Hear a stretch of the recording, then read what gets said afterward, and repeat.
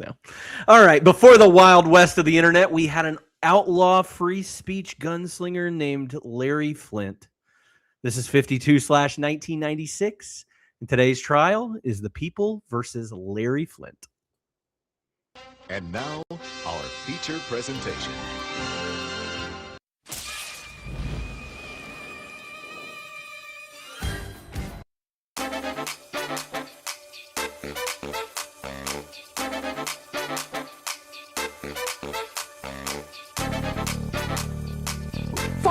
Fussy. Who hired this crew? What's your favorite scary movie? I'm smart, you're dumb. I'm big, you're little. I'm right, you're wrong. Show me the money! Are you too good for your home? Answer me! Baby, you are so money and you don't even know it. Yeah. I thought this was good. Hello, boys! I'm back!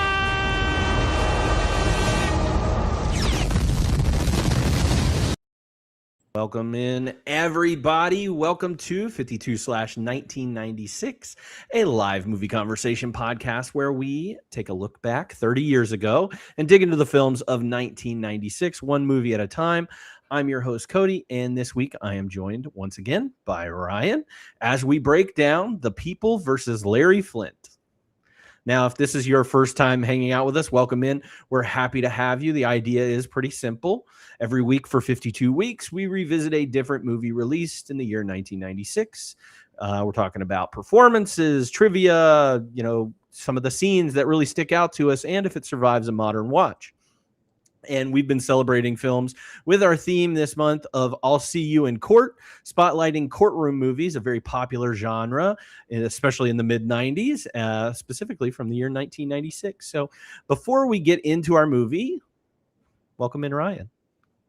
Oh, hello. How you doing? I'm doing great. How are you? I'm great. Glad to be here. Now, Ryan, we did, what did we do? A Time to Kill last week. And Time we've to Kill. Got a Time to Goon this week. This week we're doing a Time to Goon. I love every time that it's like an anticipation thing where I'm just like, what's he gonna come up with? What my best ones? It was like 10 minutes before the pod. I got it. Not that I don't want to put pressure on you to come up with something great every time, but this one was pretty good. I laughed out loud. We're talking about Larry Flynt this week, The People versus Larry Flynt, a movie that I had not seen, and I'm not sure if you had seen it. I think you said you hadn't seen it last week when we talked. I've never seen it. I'd heard of it. And we could also talk about how, Larry Flynt was like a person I knew. I mean, not to invoke Satan so early. He was kind of like Donald Trump to me, where like it was a name referenced a lot or cameoed or parodied in different things. Mm-hmm. And I felt like I just never really latched onto who this person was. I may have learned that he was like the person who invented Hustler magazine, but why that mattered, I didn't know. But I can like see like the caricature of him balding, like the horny Franklin Delano Roosevelt, like in his wheelchair with a blanket over him.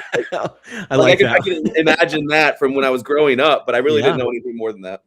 Yeah, and kind of the same way, Larry Flynt kind of goes into a category for me specifically with Jerry Springer, mostly because they were two figureheads that were very, widely known for various reasons, but were also, and I know I hate to invoke this so early, but because they were Cincinnatian, like they were really big in Cincinnati.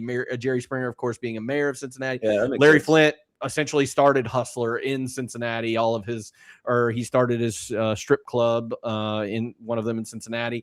And I remember growing up, because I looked this up on his Wikipedia, it's not in the movie or anything, but in like 98, 99, there was a big court case going on in Cincinnati around Larry Flynt and the Hustler store. I think it was because of they were giving pornography to underage kids, like that were going in a store, kind of adds up.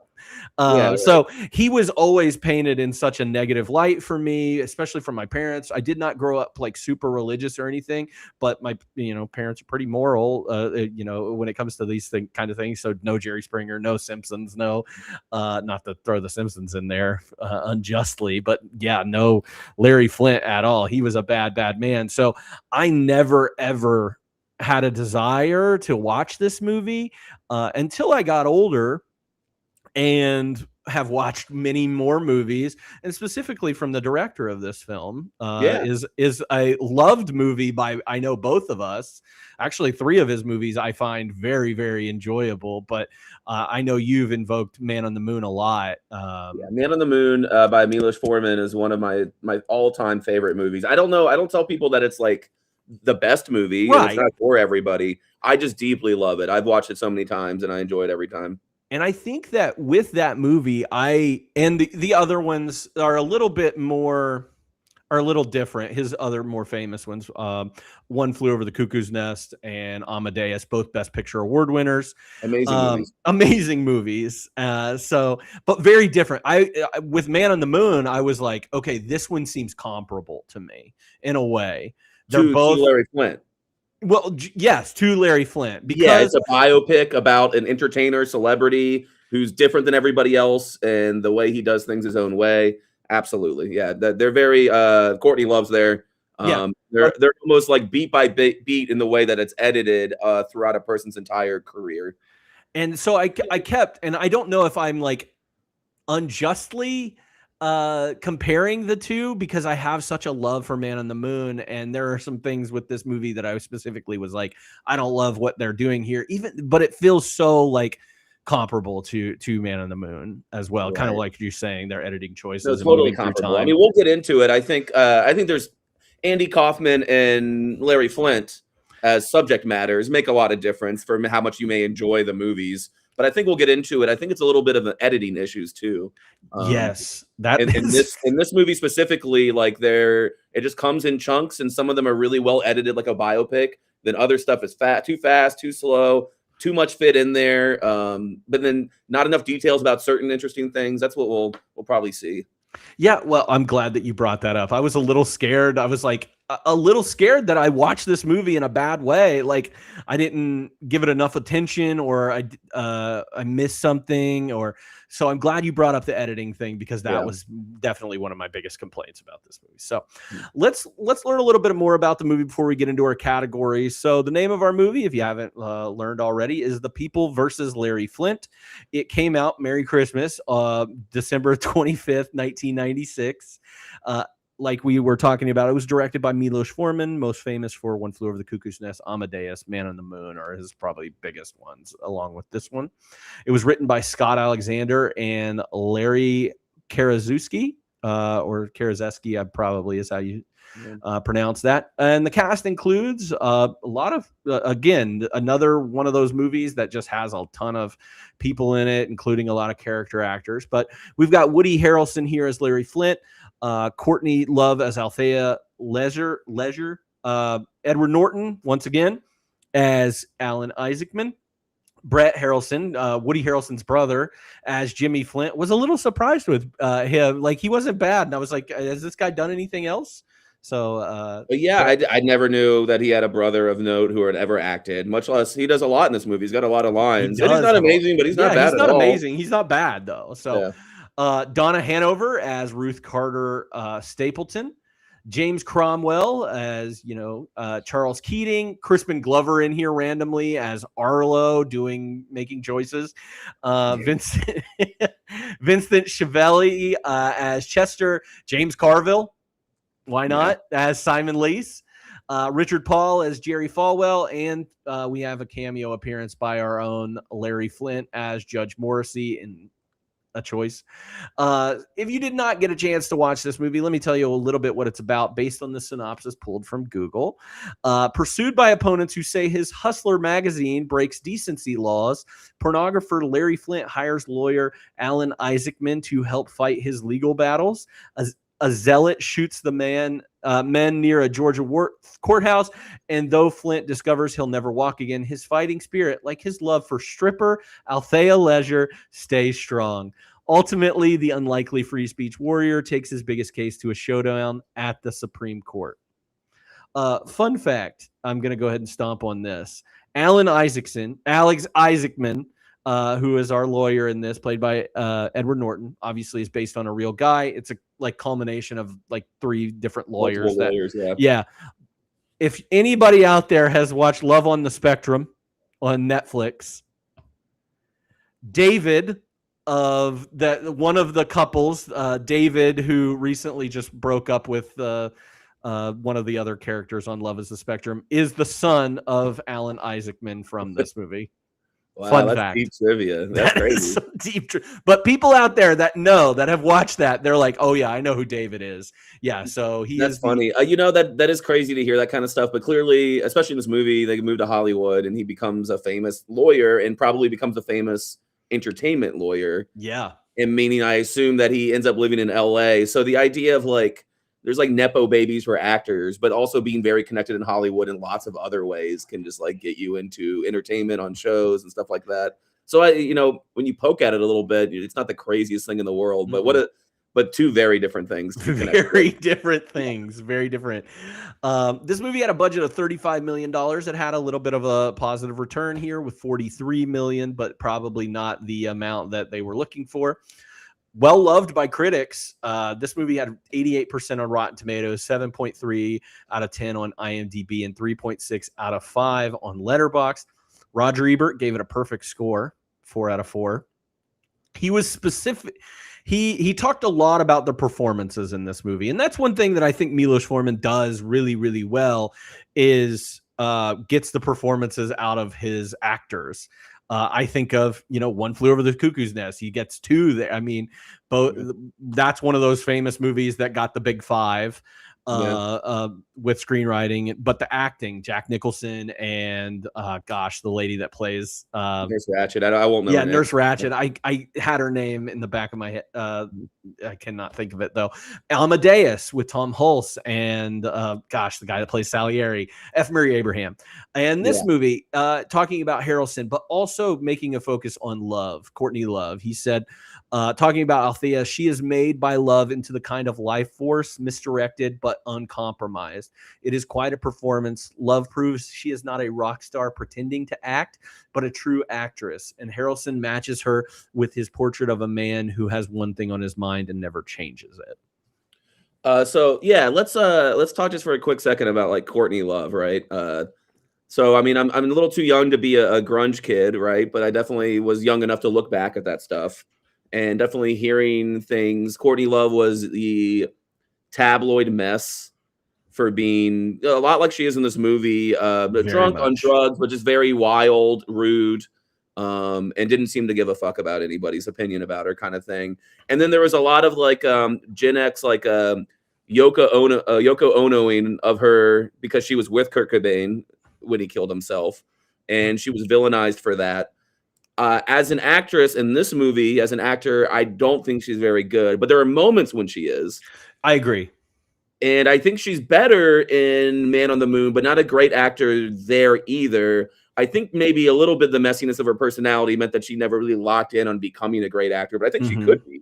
She has a look, she has a delivery of lines that is very naturalistic, and there's lots of cool characters she could have played, but ends up having a bit of a career. And all I have to say is I think that we owe Courtney Love a slight apology, at least. Yeah, that she was. I was raised to think that she was a talentless monster, and she's not talentless. And my first hot take of this episode is that I would rather listen to Hole than Nirvana.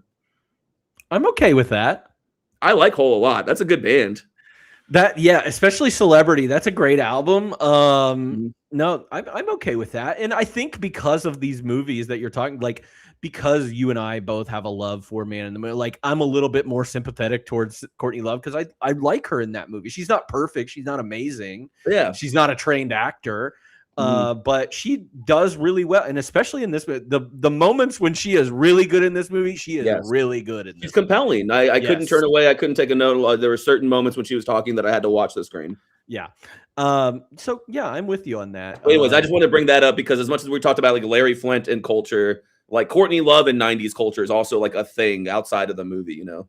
Yeah. It's still hated to this day. Yeah. Big people with their big Nirvana takes out there.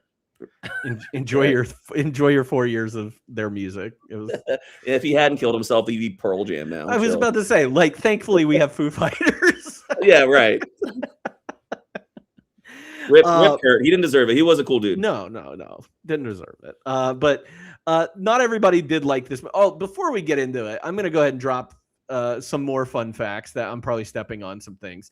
But like Courtney Love is probably here today because of Milos Forman and casting her in this, and then also making sure that she like stayed off of drugs and he tested her constantly while she was on this and got her off of the of being, her addiction to, I think, heroin and other substances. But and then therefore cast her in his next movie where she got better. Yeah, I mean, I think I read the same quote you did, where Courtney gave him credit for, if I didn't want to be in this movie, he said, I want you, but you gotta be clean and you gotta submit the drug test.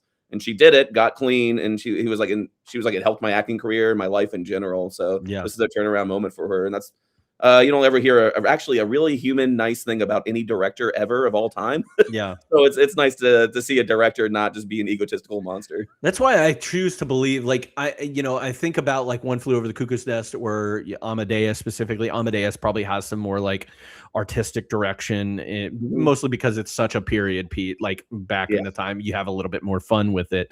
But like he's an actor's director. Yeah. And not just a, make this scene look beautiful director. He's an actor's director, because I can't like see any shot in this movie and be like, yep, there was a choice made there to do a certain thing.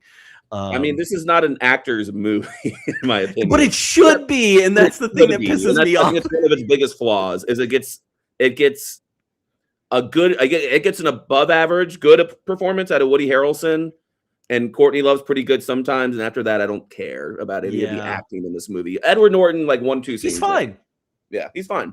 He's doing what he's doing what it was given to him. And he's above average actor. He's just doing something I've seen him do a million times. So, I mean, I shouldn't take that away from him. But, not amazing. Yeah.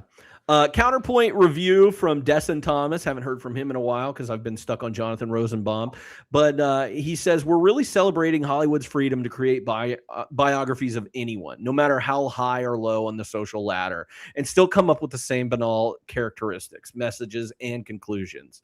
In this sense, The People versus Larry Flynt doesn't champion so much as squander freedom of speech. Okay. We'll get into it later, because I do have like feelings about Larry Flynt and how this movie doesn't deal with important questions. Anything? Yeah. It refuses to ask or answer any hard questions about Larry Flynt as a person, or Hustler as an empire, or pornography in our culture, or the way he went about all of it. It doesn't want to do that, so it doesn't. I will say that screw that guy for 8 words in talking about no matter how high or low they are in the social ladder is pretty fucked up. I don't care. Like, you can make a biography about a plumber beautiful and powerful. Like, they don't have to be, and that's one thing this movie is about, is like, you don't have to worship these people for them to succeed, Yeah. Now this movie does have a little bit of a legacy. It was nominated for several awards and during the award season, but most notably, this was one of the few movies that was not nominated for Best Picture, but did get a Best Director nomination at the Academy Awards, and Woody Harrelson got a Best Actor nomination for this. So I can understand the Harrelson. Best Director seems a stretch, but yes, I agree. But it got a couple. I think he did win a Golden Globe for directing a comedy. As much as this is laugh out loud funny, I don't know. It's not as funny as it wants to be. But yeah, so this was a little bit of an awards darling for that year. But let's talk about it some more. Let's get into our categories. Let's talk about some of the best scenes in this movie. Yeah. There's a lot of scenes, but there's a lot that's worth skipping over too. So a lot worth skipping over. I think the first scene that I actually don't like. I don't like the first 20 minutes of this movie at all. I was very bored and unimpressed at the beginning. I think the middle's really good, and then the end is half and half. Is kind of how I would take it. I liked the second half of this movie way more than the first half of this movie. Yeah. There's a lot of stuff in the middle that I'm like, good scene included in the middle. And then towards the end, it's like every fourth scene is good. At the beginning, I've got like basically 2 in the first third of the movie. And the first one is just the intro to Courtney Love, which is not Courtney Love's character, Althea, which is not a great scene, but it does set up like the heart of this movie. Yes. This like animal kind of like we're both psychos and we're vibing on each other in a very special way. Let's hook up. That's important to this movie. So I made that my first scene. And definitely doesn't dance around the controversy that she's underage.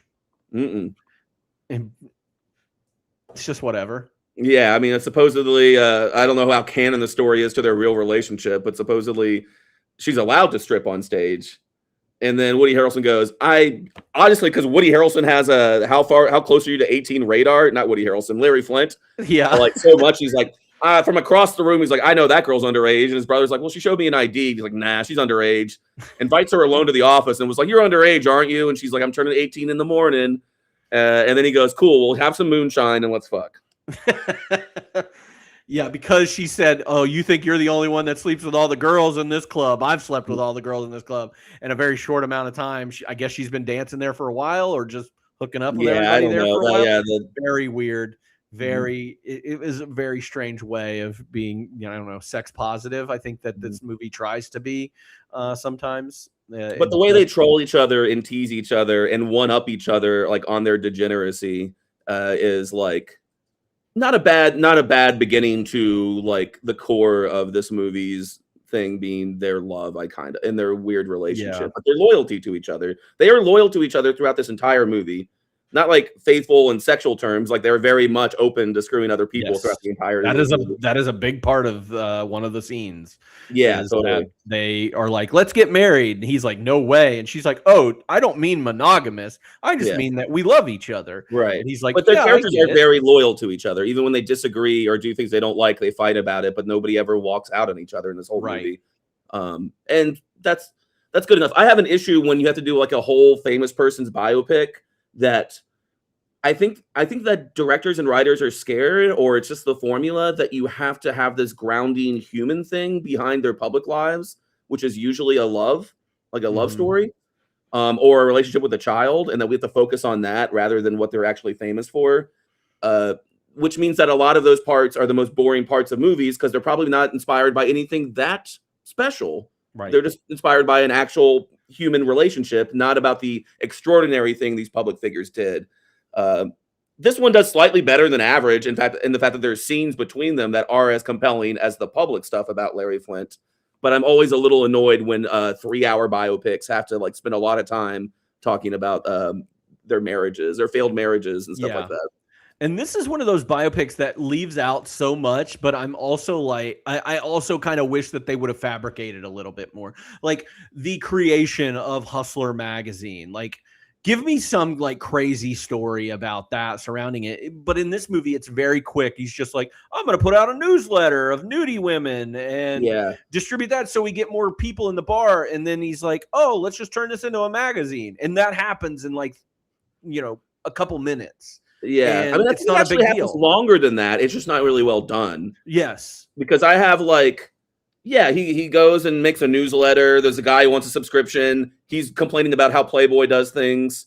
They're taking those boudoir pics where he does like monologue. Like that's supposed to be his I was gonna say Brian Eno, Beach Boys, Brian Wilson, like moment of genius. Like he's like, no, you gotta film the vagina. Like that's what we're here for. Which is crazy. Yeah, like. Then they talk about failing, only getting 25% returns. Then there's the Jackie O stuff.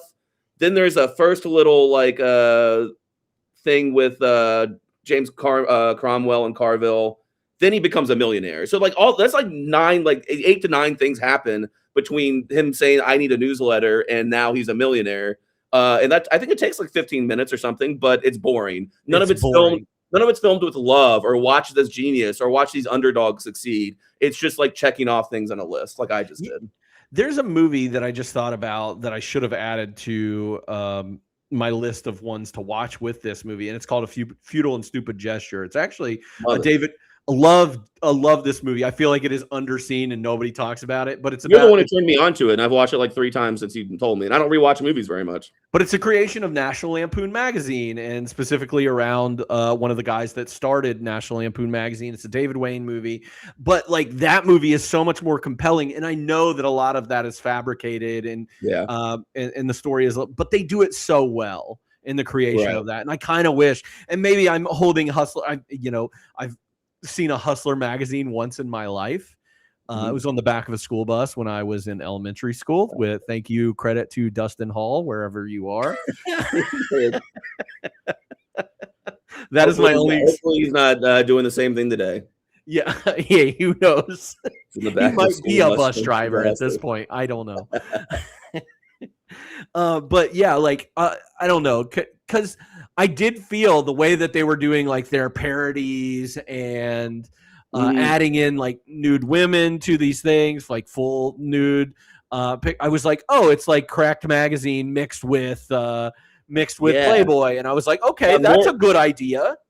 Yeah, like more montages of like their ideas, the covers, like the unique covers of Hustler, like montages of them, like reactions from people on the street, reactions from like Hugh Hefner and like, you know, dismissing him or being like, well, we make art, that's smut or something like that. Like all of this would give us like a bit of momentum as the come up happens.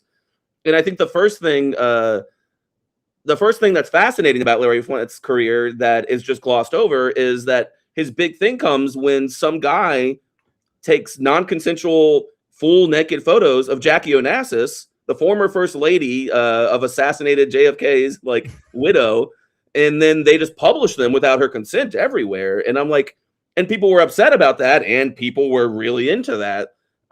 And that seems like something you could have spent 5 minutes on, like rather than glossing over. Yeah, it was very much glossed over. I thought this was going to lead to like a trial. Like I didn't read up the history before the movie, but I thought maybe this moment was going to lead up to a trial and somebody fighting back against that. Nothing about. I mean, I had to Google to see if that was real or if it was just something they lied about. And they were real pictures of Jackie Onassis, like fully naked. And I don't know. I didn't have time to read up whether like they were sued for that or Jackie O said anything. I'm sure she was just trying to be like, you know, hanging out with Aristotle, like on the Greek Riviera or whatever. But yeah, that's crazy. That's a crazy thing to show that this person is amoral a little bit. But they don't. I think that's why they gloss over it, is because they really don't want to show that Larry Flynt's ever a bad guy. A bad guy when he so clearly sometimes is. And the movie's more interesting if it's about a bad guy's right to have free speech and a bad guy's fight to have free speech than it is about like, man, Christians really don't want you to ever have fun with sex, and this guy, he's the like person who's letting America have sex for the first time, which is not the full story. No, and he even said like there's good lines that would be around it. Like if the first one of the lines that he says, if the First Amendment will protect a scumbag like me, it'll protect all of you. But it really puts him as to like this like perverted teddy bear is the best way to call like their version of Larry Flynt in this. Yeah, they really want to make you like Larry Flynt, and I think that's a mistake. I think we should hate Larry Flynt. This movie a lot of times would be a 3-hour movie, and I don't want it to be because I didn't like it that much, but I think that the extra 50 minutes they could have spent could have made me like it a lot more. So maybe I would like roll the dice on being stuck watching a 3-hour movie that's just as mid for the opportunity maybe to get like more of these questions or details into the actual movie. So here's a question for you before we go on any further. Oliver Stone is an executive producer on this movie. Is it a better movie if it's an Oliver Stone movie? Well, because he will go 3 hours. He'll go 3. He'll go 4. Yeah. Oliver Stone's failures are fun for me to watch, but when they're bad, most people don't want to watch them. So it's kind of a hard question to answer. Yeah, I would watch him do 3.5 hours. We watched Nixon together, and I don't think either of us liked that movie. No, but I thought it was fascinating. Like I engaged with that movie a lot. So I mean, that's me as a movie nerd, though, not like a theater goer. And I love JFK, and I might be alone in that one, but I think JFK is a perfect movie. Yeah. It's wild and crazy and lies to you constantly, but I think I would take, Oliver Stone lies for 3.5 hours. Yeah, especially with the inherent comedy and like sexy salaciousness of Larry Flynt, that we wouldn't, even if it wasn't that much better, Oliver Stone would have more style. So 3 hours with him doing it, I think would be good, because it wouldn't be like Nixon was just such a like mumbly drag for so long because there's nothing funny or sexy about Richard Milhouse. Yeah, Yeah, there's nothing sexy about Richard Nixon. That's the quote of the day. We've not even talked about any of this movie. Well, after that, I had the jacuzzi scene that we kind of mentioned, and I just thought it was a really pretty, like, she starts to do some better acting there, but basically, that's important. They've been partying, and now he's rich. She was there at the beginning, but now he's big, and she's like, marry me. I only want to be with you forever. I want to fuck all sorts of people. You want to fuck all sorts of people, but I want us to be together forever. And then I think we're like 40 minutes into the movie where my next scene would be meeting Edward Norton in the first trial. The first trial, which is a Cincinnati trial, about just basically what is it about? I can't even remember. That's the other thing that's confusing. I mean, I think it's just a public indecency or something, or like illegal pornographic stuff. But they throw in like mob stuff to organized crime. Yeah, organized crime. They never really explain why it's there. You never see it enough in court to hear the argument. But here's another thing. Larry Flynt spent 5 days in jail. That's it for this. He was sentenced to, I think, I don't even remember, 25 months? years. 25 years. Sentenced at 25 years. He appeals it, gets out in 5 days. But they make it seem like he is in jail for. I thought it was like 5 months. Yeah, no, which is not. You're talking about in real life, it was 5 days, or the movie says it was 5 days. I'm in real life, it's 5 days. Okay. So, but they don't tell you anything in the movie about like what the time period. And I think that's another deceptive thing. That's like, in this sense, it is deceptive. Like, I think he has spent like at least, a couple months in jail. That's what it feels like. He went and did like, he was sentenced to 25 years and maybe he did 6 months and the appeal finally got through and he got let go. And so he's returning as a hero. I mean, my next scene is shortly after that, because this middle part, I think, has a lot of good stuff. And I think it might be the best scene in the movie is when he throws that convention. That's a great scene. Great scene. And I mean, it's some of the best writing. It's some of the most interesting argument for Larry Flynt, as much as he's being salacious by like standing up on a convention stage that he's secretly paid for and gotten everybody to show up to. And he's showing pictures of his magazine next to like Holocaust victims and Vietnam War, like, bodies and stuff. And he has this really well-written speech about like, they want to call me evil, but like, if you have a problem with tits and ass, talk to the manufacturer. God made that. Like, we like sex. We want to have sex. War is the real problem. Like, why do we do that so freely as a nation? And yet I'm not allowed to print a magazine with sex in it. Right. He has a big speech about it, and it's some of the best writing in the movie. It's really good. Yeah, that is very compelling stuff there. And it also leads to him becoming a little bit more popular and getting noticed by, what is her name? The Jimmy Carter's sister. Yeah. Which Ruth is all Carter interesting. Stapleton. But like I kind of skipped over the Ruth Carter stuff and all the Christian conversion stuff because it is interesting, but it refuses to answer the questions we have or make it. Like, and we don't know how much he's sincere. Yeah. We don't see any real way that he's changed. So it's just like an era in his life where he was probably doing an Andy Kaufman-esque bit about now Larry Flynt's a Christian, but he's still giving you porn. But like they don't make it funny or clear what's going on.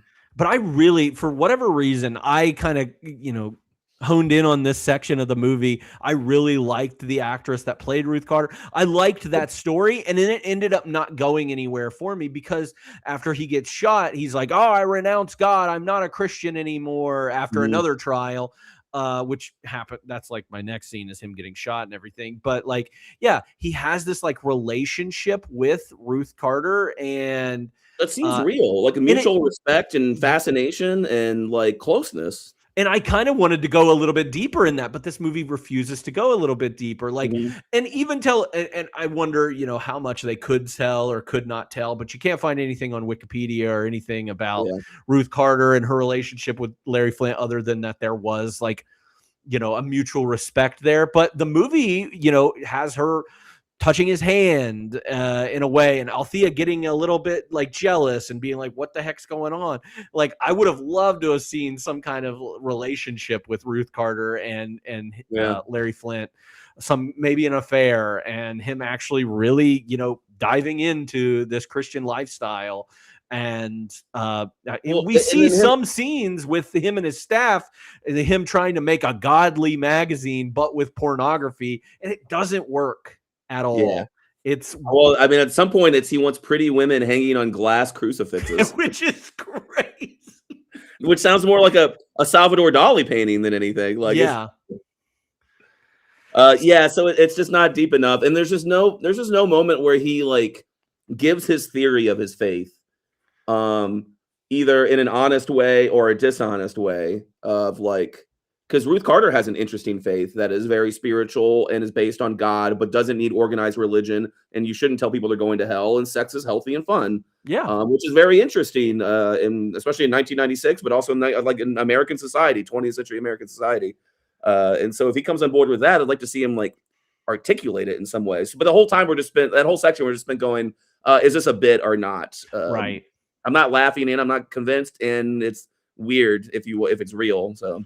Yeah, it doesn't ever turn him away from what his mission is, which is to put, naked women and objectify women in terrible ways. Yeah. Whatever. But I found her very interesting. I actually liked that actress who was doing that, and I wanted to learn. I wanted to learn more about Ruth Carter in that, especially because of the religious part of it. Growing up, being into religion and everything, I found her fascinating because I know that a big, antagonist in this movie is Jerry Falwell. And it's weird to see Ruth Carter in here talking about a religion that is essentially the same religion, but more open, like you said, more sex positive and less fire and brimstone. Right. Especially during that time, we're getting into Reagan era of, the moral majority and everything. So, well, and it's implied that Ruth Carter is rich, educated, and is not just the sister of Jimmy Carter, the president, but like is a public figure in some way who is like on the chessboard with like she mentions Billy Graham.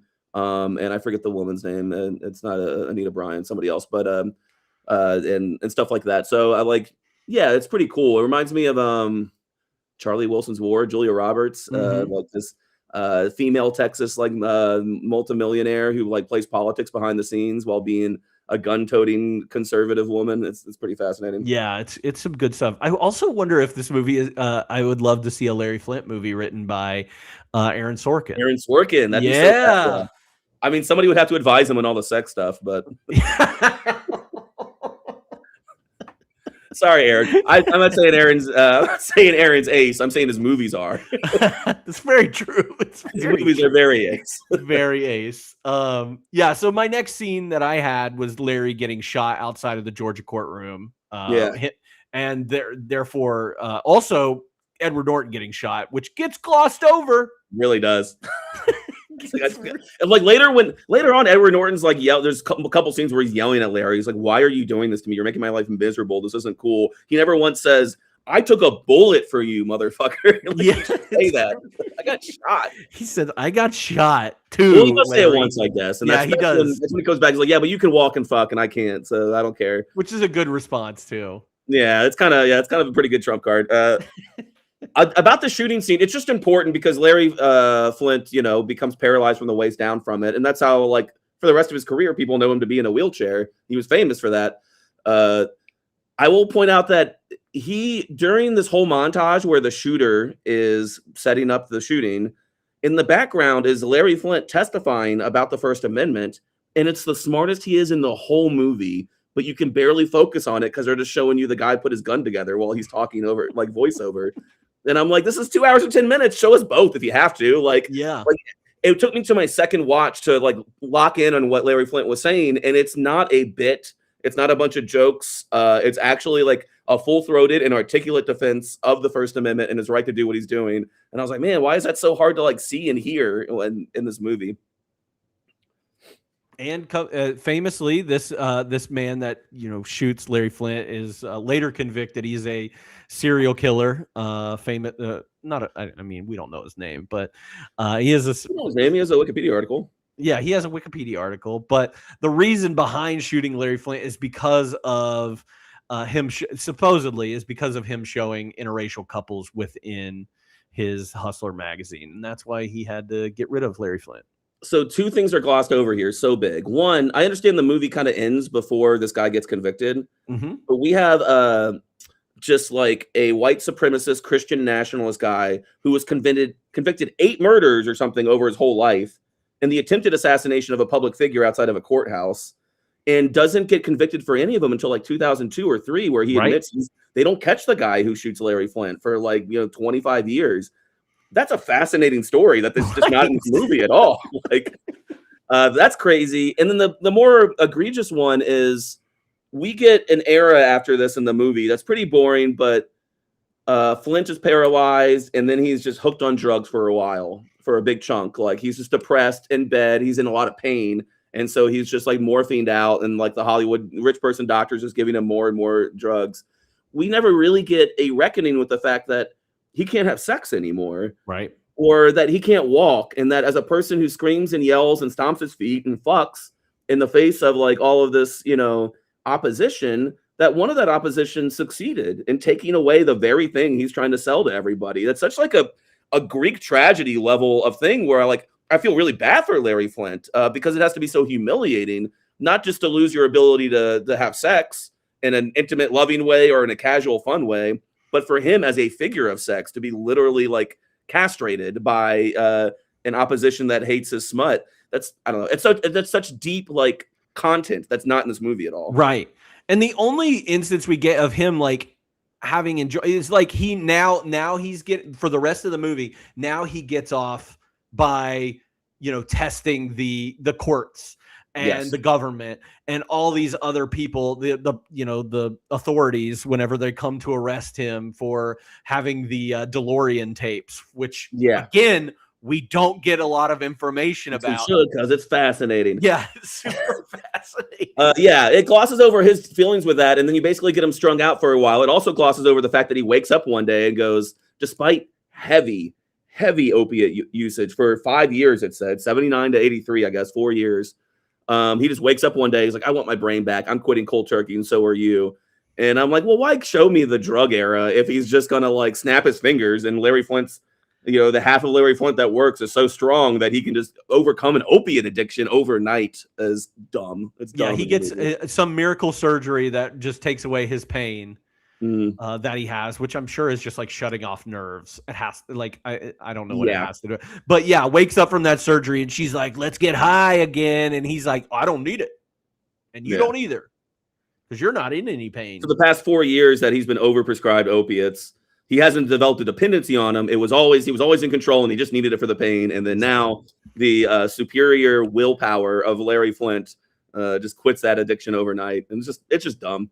It is dumb. But it gives us the next like section of this, which is Althea, continuing to go down that path, and then eventually, contracting HIV and dying, and dying of AIDS, which is tragic, but is not done especially well or meaningfully in this movie. So I felt like her death scene. Her death scene is very intense. And I was like, oh, this is because there are sometimes even with Courtney Love, but even with Woody Harrelson, comparing her to Courtney Love is like, there were some times where I was like, God, what are you doing, Woody, in this scene? And then like you see a scene where it is intense and he is having to, put in this intense emotion about his, wife drowning tragically in a tub. And like oh God, it got me. He got me in that scene. No, the acting is really intense there. And I mean, and I'll back off that and also say like there are little moments that show that he's still very loyal to her and she's still very loyal to him, despite the fact that he's wheelchair bound and can't have sex, which is what they first bonded over and like was a big part of their relationship, was a physical one. And despite the fact that she still is a junkie and is now very sick, they are very loyal to each other. And it's very touching. And there are a few tiny moments where, in regards to her sickness, her AIDS, that like he, shows up in her corner to fight people who are trying to treat her worse because of it. Right. And that's all pretty well done. Yeah. There's a scene where he comes back to Hustler after being in a mental institution for a while because the judge, he just kept fighting back and forth with a judge and he put him in a mental institution. He comes back to Hustler after having fired everybody and makes everybody shake Althea's hand, which I thought was kind of a... Yeah, and he fires everybody from the prison because she's like, I'm sick. This is when she reveals, I'm sick. Like I have AIDS and I can't hang out at the house and nobody will shake my hand, which is horrible and sad. And so he like shakes himself out of his like self-pitying stupor to like get on the phone, fire everybody and not even tell them why. They continue working there because he's in prison. They got to keep the empire running. But when he comes back, yeah, that scene you're talking about is like really good where he's like, I'm back. Don't worry. You're not fired. Everybody shake her hand right now. Yeah. It's pretty awesome. It's like the scene in Rudy when everybody's putting their jerseys on the desk of the coach. Rudy can have my spot. Althea can have my spot, coach. Althea can have my white blood cells. Sorry. It's whatever. It's cured now. It's a very manageable disease. As long as you take your meds, get tested, take your meds, and you can live a very happy life. Exactly. If only she could have lasted. Yeah, I know. If only the government cared enough to figure that out 30 years earlier. True. So yeah, Althea's death scene, very sad, very tragic. And then what do you have? I'm sorry. Okay, well, I mean, that's towards the end, but I mean, there's the DeLorean stuff, which is worth talking about. Norm Macdonald's here. That's awesome. One thing I'll say, Norm Macdonald is really good in this scene. He's pretty good. He's very he doesn't have much to do. Yeah, but he's not doing a bit. He's just acting in it. And I was like, we could have gotten more Norm in our lives. Well, I think it's not the most interesting trivia, but I think Milos Forman loved him and wanted him to be in the movie in a bigger way. And Norm Macdonald was the one who said, I'm not an actor. I'm going to screw up your movie. Just let me do something small. Yeah. And he was good in it. So yeah, he was good. But that's also fascinating. I have a little side note. The last 3 times I've seen my dad in person, he has found a reason. He watched a documentary about John DeLorean, and I swear I'll just be like, it's pretty good toast. And he's like, you know who liked toast? John DeLorean. And then he gives me the entire story of the documentary from start to finish. My girlfriend's heard it once, and I warned her about it. So I love him. I mean, he's getting older, but I'm just like, oh no, he got on the DeLorean thing. Here's 15 minutes gone. But he never told me about the Larry Flynt stuff, so I don't know if that's not in his documentary or he doesn't care about that. I mean, it's a pretty famous part of John DeLorean's life. DeLorean was fascinating, and the documentary my dad explains to me regularly sounds pretty good. I've just heard it already. Oh man. Yeah. So then there's a big trial where they're saying, where'd you get this FBI tape? DeLorean gets caught buying coke from an FBI sting. That makes the FBI look bad for some reason because it's entrapment. In real life, on the tape, it's like, hey, you can talk to us, or like there's some like violent intimidation against DeLorean's daughter that's caught on that tape that's not in the movie. Oh wow. Like, that's the actual tape, right? Like I think so. Footage, yeah. But there's an actual quote caught in the tape because you don't really understand why the FBI is mad if it's a successful sting operation. It would have been added to court to prosecute, and maybe they settled or something. Yeah, it's not explained in the movie why the FBI is mad at this tape getting out. But that's one reason why it might be, and it just wasn't in the movie that they kind of threatened him, they extort him. But during that, you get all of the like memes from this movie of like Larry Flynt's costumes. He's got a military vest and helmet on. He's got a "I wish I was black" shirt. He's got a "fuck this court" shirt. He wears an American flag diaper and he throws an orange at the judge. How can you really be charged with the desecration of a flag like then that? You could. I think it's been decriminalized in like the 21st century because it's a First Amendment right. Larry Flynt. Yeah, there was fights about it. That's why like flag burning was such a nonviolent protest, because they were like, this is a First Amendment issue. I'm going to burn this flag. Well, you can get arrested and prosecuted for it as a federal crime. I don't know where it stands now. Like it might be something Trump reversed, but most of the 2000s, it was. I think there was maybe a court case or something that decriminalized it because it should be a legal act. But lots of people have lots of feelings about that, obviously. Right. No, let's charge them. I don't care. Yeah, I mean, it was more legal to burn crosses than flags in the Don't tread on me, right? Yeah, exactly. Yeah, we get him in all of his costumes here, and And this so the is last like, sequence is his big court case with Falwell.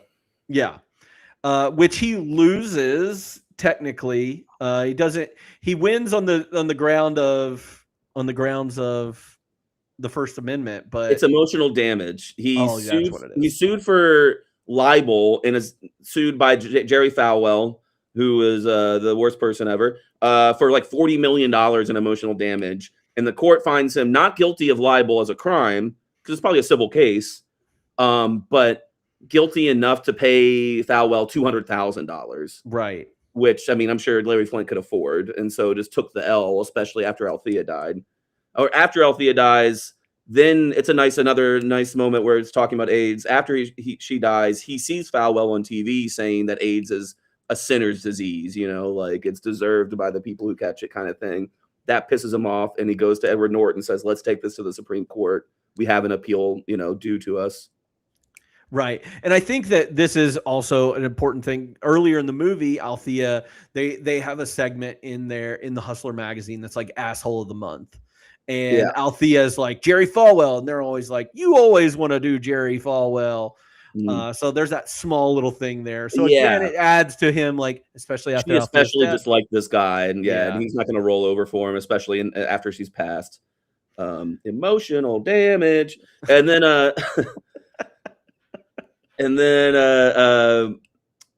just to point it out, if somebody hasn't seen the movie, the thing that it's over is that Hustler ran a Campari ad where Jerry Falwell in his own voice describes losing his virginity to his mother in an outhouse. And that's why he enjoys Campari. Which I don't think it's clever at all. Like, I feel like this movie I don't think Larry Flynt was ever clever. No. This movie, it feels like it wants to be National Lampoon, and it is not. And it can't find the comedy, and it should at least fabricate the comedy if it's not there to begin with. Yes, I agree. Yeah. I would be more apt to seek out an Hustler magazine if that were the case. Not now. Man on the Moon's script is not funny. Describing what Andy Kaufman does and putting it on screen is funny if you're an Andy Kaufman fan, which I very much am. So, like, that movie is not a comedy either. It's a drama biopic. Right. And it's kind of amusing in between, but you get the sense of Andy Kaufman's genius and what was genius and brave about his comedy. Here we're struggling with the sense of what makes Larry Flynt a genius. And I wonder too, because of Man on the Moon, having so many of the people that were surrounded by Andy Kaufman involved in that movie, whether it is Bob Zmuda or Danny DeVito, Lorne Michaels, like all these people that knew what Andy Kaufman was there. Tony Clifton, of course, was there. But all these people that actually truly liked Andy Kaufman. And Jim Carrey, like, again, it's an actor's movie. But I don't think Milos probably worked well with him and helped him, but Jim Carrey was into the role. Yes. There's a documentary about that movie where he's annoying everybody offset by the same character. Jim Carrey going method. Performance as Andy Kaufman is next level. So he captures the little things about Andy Kaufman that made him so funny when these big bits are hard to describe as funny. Anyway. Yeah, that one seems more of a love letter than this movie is. And that movie's about a really beautiful person who had no hate in his heart. Yeah, he's a nice guy. Yeah, genius art. And so his tragedies are more meaningful than Larry Flint's, who's not that nice. No, especially when you read up on him and all of the things that aren't in this movie. I was like, I don't have the time and I don't care enough, but I was like, there's got to be a million things he said and did which are just reprehensible that just aren't in this. And there is. I mean, there's a little things in his Wikipedia article about some of the stuff that he has said and done that he gets away with because of First Amendment, whatever. Yeah. And then there's also things that aren't protected by the First Amendment that he's said and done that he just got away with. So. Right. I'll let other people do research. Well, the last scene I have is Edward Norton's Supreme Court defense, which is very well acted. It's the best acting he does in the movie, and it's a really good scene. Yeah, I really like that scene. It's not that intense. It's just like a kind of casual conversation between him and Justice Scalia. Yeah, don't give me nice guy Justice Scalia either. That's joking around. Don't do that. Justice Scalia is a scumbag in my eyes, but I think I've been convinced over the years he's a pretty brilliant like judge, and like he would ask questions about, like, he comes to decisions I find reprehensible, but he would like find the legal precedent and ask this way. So I kind of like the depiction of the Supreme Court, unlike other courts, having this back and forth, like kind of you're defending your thesis against like, 9 experts or something, and they ask you questions of what you think about it. You can get into this back and forth between lawyer and judge about what should the law be, which makes the Supreme Court fascinating. I like that little detail in the scene. Yeah, it made me wish, like, want to seek out more Supreme Court movies. Yeah. Just to see if there, it was a very similar strategy. There is no like jury, any of this stuff. It is more of a conversation with this person, them kind of, it was refreshing to get into that courtroom. You don't have Larry Flynt being like insane and throwing oranges or anything, which is what Edward Norton's character feared in the movie. But instead, like having jokes, but those being endearing jokes that explain their argument, and him, being able to be like, I hate what Larry Flynt does for a living, but he has a right to do it. And I think it's pretty well argued, and it's very subdued for all the silliness because Larry Flint's just in the background. But I'll just add, like, the Supreme Court's fascinating too because you get judges writing opinions, a majority opinion and sometimes a dissenting opinion for the people who voted a different way. But you get like those judges have to sit down and write like an essay of like their legal justifications for the way they voted, which makes it more valuable history. So I do know there's a lot of podcasts, and I at least took like one Coursera course or something that went through like the biggest Supreme Court decisions and kind of broke down these actual words that were given in the arguments and given in the opinions, that make it more interesting than when we try to follow court cases today and aren't quite sure why what happened. Yeah, and that Scalia must have just got there, right? Like, he's got to be a fresh. Yeah. He's got to be him and Sandra Day O'Connor are both probably fresh justices on that. I mean, what year was it? I don't know. 85. 85. So that was Thurgood Marshall there. That was supposed to be Thurgood Marshall? Yes, that was Thurgood Marshall, not because we don't get the other guy. We don't get Clarence Thomas yet. And that doesn't really look like Thurgood Marshall, except I was like, oh, I think that weird mustache is Thurgood. That's the only way I could know. Yes. I was trying to like, okay, I know this person from history. I know this person. And then Scalia, I was like, oh, he's already there? That's interesting. Yeah. So. Anyways, but that's the end of the movie. His final victory. And I mean, I don't remember exactly what all the end title sequences say, but they're not interesting. They're not interesting. One of them's very depressing, but this case that it is finally quickly at the very end, like showing, is an important Supreme Court case, and it is like a big precedent for First Amendment cases. It's studied in law school. So yeah, I mean, at the end, at the core of this, it's not.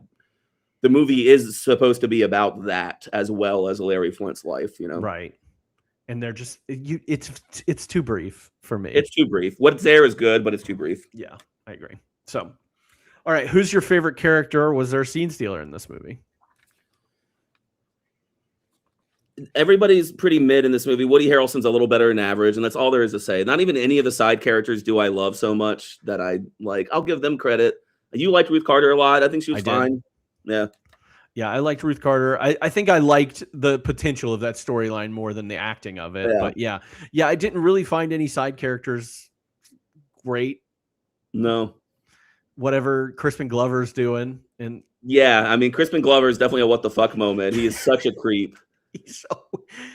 Just give him an eye patch. Like, I mean, I don't know if he's modeling himself after a specific person. I choose to believe that the real Arlo in real life doesn't have a missing eye, and that was just Crispin Glover coming in there and being like, I think this guy. That's what it feels like. He only has some lines, but every time he films one, it feels like the whole set was like, Crispin Glover's being weird again, but he has so few lines. Just let him do it. Yeah. And I thought there would be actual storyline with Arlo and like Althea, because they kind of hint at it several times in the movie, and I don't think anything comes from it. So I didn't read much about there being a longer cut of this, but it feels like there maybe was one, and it just got not only edited poorly, but edited down. Yeah. I cannot believe that this movie got nominated for some things. Any lines that stuck out to you? If you don't have the one about vaginas, there's a few. That woman's vagina has as much personality as her face. I mean, he's yelling that as an argument for filming it or taking pictures of it, but it's a pretty good line. I was about to say that I was like, I hope you have the vagina line down there. Yeah, because I mean, honestly, it's so funny because it's like it feels like a horrible thing to say, but he is saying something that I can like vaguely agree with in that moment. He's like, why is not only is the vagina not allowed to be seen for like moral reasons in images, but it's also not allowed to be valued physically as part of somebody's body as much as a face is or other parts. You know, nobody on this planet wants their religion and their porn together. Althea says that, which I was like, I don't know about that. I think a lot of the people that are in religion want both of them together. Makes them feel better about it. Yeah. Althea at one point says, Larry, you said yourself it's not so bad to be poor. And then Larry says, hey, fuck you, Althea. You go be poor, okay? I'll also say this because it's a kind of a running bit between me and my girlfriend. I'll be watching a funny movie that I find is funny and not laugh out loud. And then I'll watch any other movie. And the second somebody tells somebody else to shut up, I cannot help but laugh. Like I've developed this in later years. I love when people tell other people to shut up in movies. It's so funny to me. I can't explain it. It just really gets me. And there's a lot of it. Sage was like, you should keep a counter. And I was like, it's too late now. But yeah, there's been at least 5. Shut up, you know.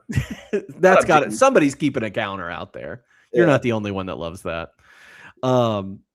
From the scene that we were talking about earlier at the conference, he says, I think the real obscenity comes from raising our youth to believe that sex is bad and ugly and dirty, and yet it is heroic to go spill guts and blood in the most ghastly manner in the name of humanity. Yeah, I had that at the end of that speech. I had the whole speech, actually. If you don't mind me yapping for a minute. No, go for it. Yap away. I do think it's the best written part of the movie. This is him from the convention stage that he puts on with alternating pictures of his magazine and pictures of war in the background. Larry Flynt says, murder is illegal, but if you take a picture of somebody committing the act of murder, they'll put you on the cover of Newsweek. You might even win a Pulitzer Prize. And yet sex is legal. Everybody is doing it, or everybody wants to be doing it. Yet if you take a picture of 2 people in the act of sex, or if you take a picture of a woman's naked body, they'll put you in jail. Now I have a message for all you good, moral Christian people who are complaining that breasts and vaginas are obscene. But don't complain to me. Complain to the manufacturer. And Jesus told us not to judge. I know you're going to judge anyways, but judge sanely. Judge with your eyes open. Politicians and demigods like to say demagogues, I think it's supposed to be. Politicians and demagogues like to say sexually explicit material corrupts the youth of our country, yet they lie, cheat, steal, and start unholy wars. I think the real obscenity comes from raising our youth to believe that sex is bad and ugly and dirty, yet that is growing. To go spill guts and blood in the most ghastly manner in the name of humanity. With all the taboos attached to sex, it's no wonder we have the problems we have. It's no wonder why we're angry and violent and genocidal, which leads into the quote you said. It's really good. Probably, yeah. That's probably one of the better parts of them. It's like that scene, and then Edward Norton at the end with his because those are the 2 parts you go, okay, now I know what this movie's about. Like now you're reminding me what this movie's supposed to be about.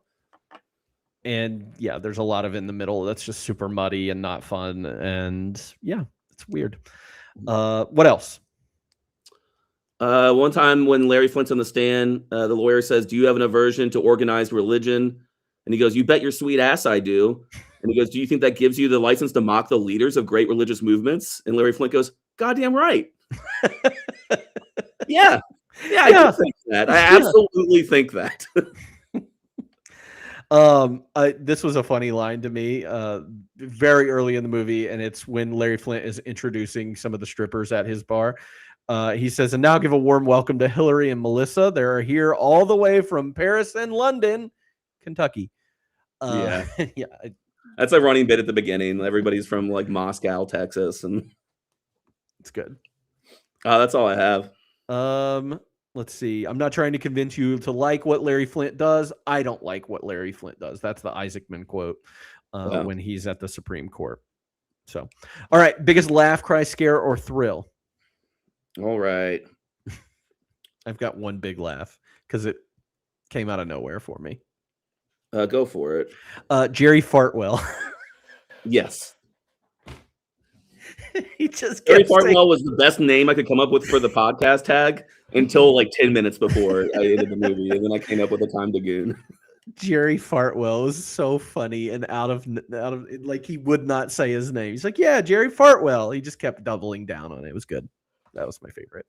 Yeah, there's a few little funny moments that aren't really quotes. I mean, there's a transition of I had to move somewhere where perverts are like me are welcome, and then there's like a flash pan to him moving to Hollywood.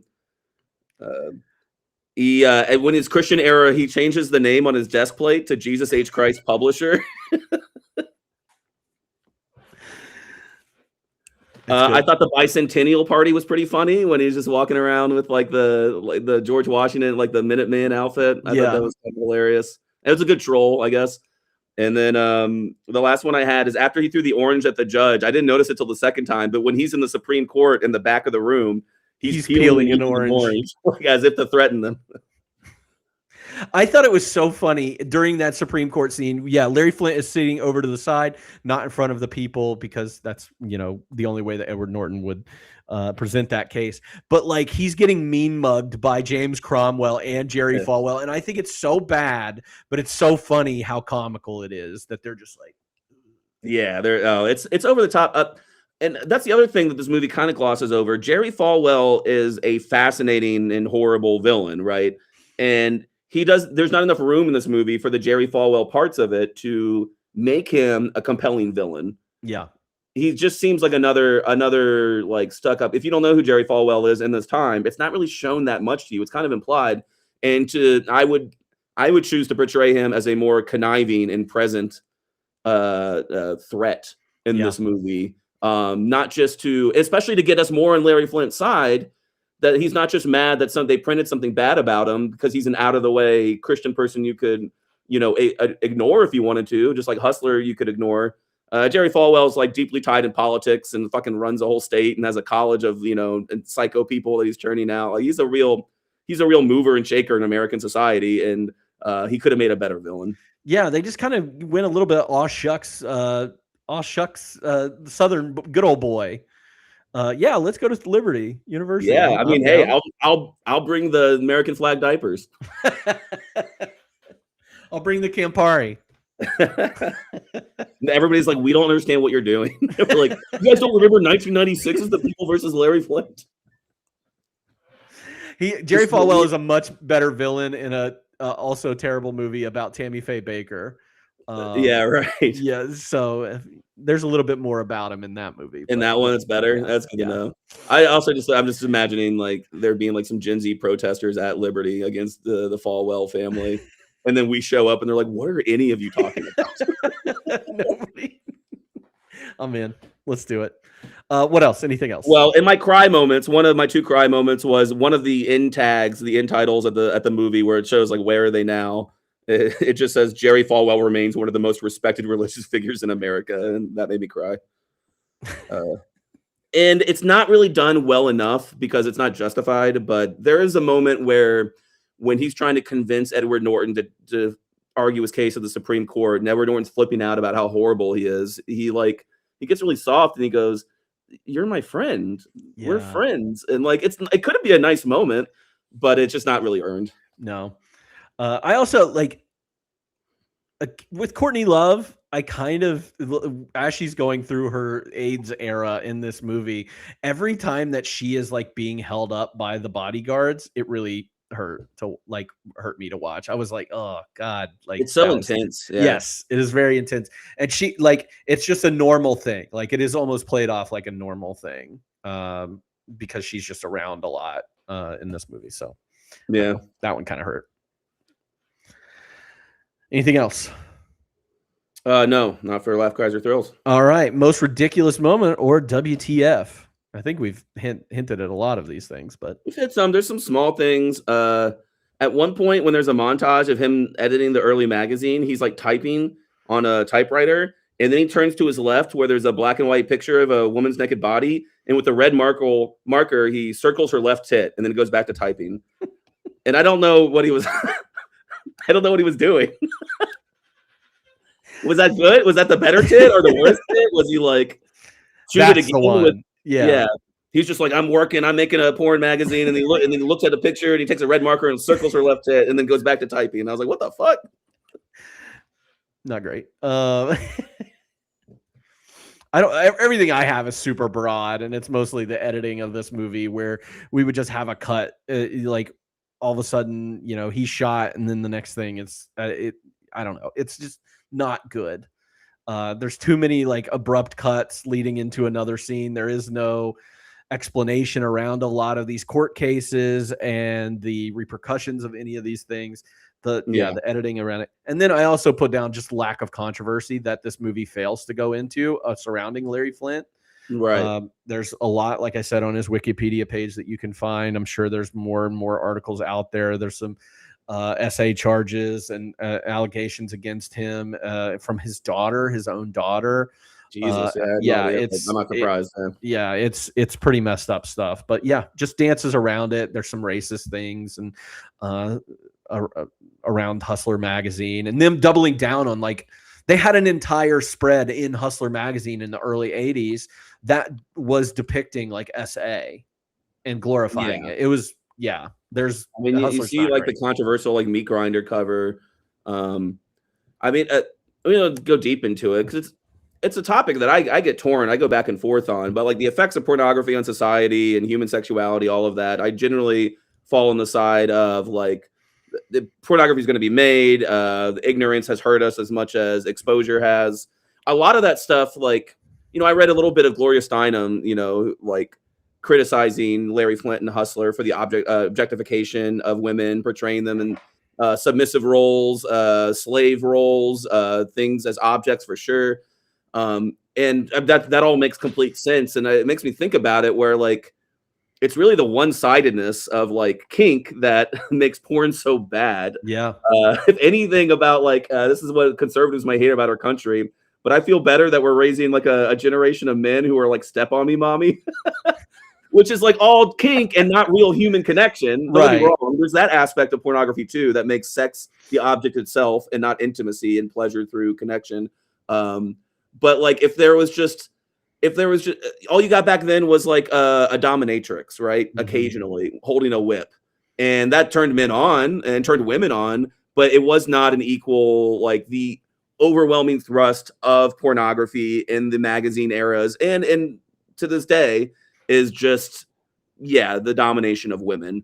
And so as long as that's like kind of the norm, then there will always be something inherently harmful about this stuff. Larry Flynt wasn't struggling with that. He leaned into it and caused and perpetuated some of those like sexual injustices in society. So as much as I can see coming out of the 60s, let's free our minds. Let's have from this like Puritan way of looking at sex, the free love movement and the pornography movement and like art film and stuff like that ended up hurting women a lot in different ways itself. Like was not completely evolved. Anyways, those are all interesting things to bring into this movie that aren't in there. Yes, absolutely. Yeah. A documentary, I think, might have been a better. There's a more compelling documentary here of a complicated guy. I think about Crumb and the way that Crumb was done. And you and I did that on the podcast as well. But like, it never portrays Crumb as, being a great person. He has his love, or like the people that love him. But that movie doesn't like tiptoe around the fact that he's not like a good person, and is very bad towards women. And that was that's the genesis of Be Nice to Women is. Yeah, totally. Absolutely. And he's not nice to women, and his liberation is not coming with consideration. Right. So like, he's not a hero in those ways, but anyways, that's all kind of fascinating. On a side note, there's a very good documentary about an artist not a lot of people know of anymore, but he was a 60s, 70s artist called Tom of Finland. Have you ever heard of him? No. Tom of Finland was a gay man who made art drawings. You can look them up. They're explicit, but they're usually drawings. There's not pictures or video or anything. And it's got a lot of domination and submission and a lot of leather in his stuff, but it's also got like a lot of Nazi imagery. Anyways, there's a great documentary about that artist and like, kind of in a Crumb-like way, like how problematic is this? How liberating is this? Is this a psychosexual exploration of kinks and where they come from? Or is this harmful in its depiction of things, and it's just like very well done. Yeah. It made me think of that. You're right. A documentary where talking heads could talk about different aspects of the porn movement itself in the 70s and in magazines and stuff would be way more interesting to watch. And then you get the Gloria Steinem like perspective from that. Absolutely. Yeah. And well articulated and treated with equal like time and stuff. So that's sorry. Anyway. No, go ahead. Yeah. Anything more specific about WTFs for those? Oh, Larry Flint's famous for his like chewing marbles kind of accent. Yeah. Which all of a sudden halfway through this movie, Woody Harrelson starts doing. And I wish he didn't. Yeah, same. Sometimes I'm like, he's talking like that, and there might be a real medical reason why that happened to him. Maybe it's part of the shooting, but that's not what happens in the movie.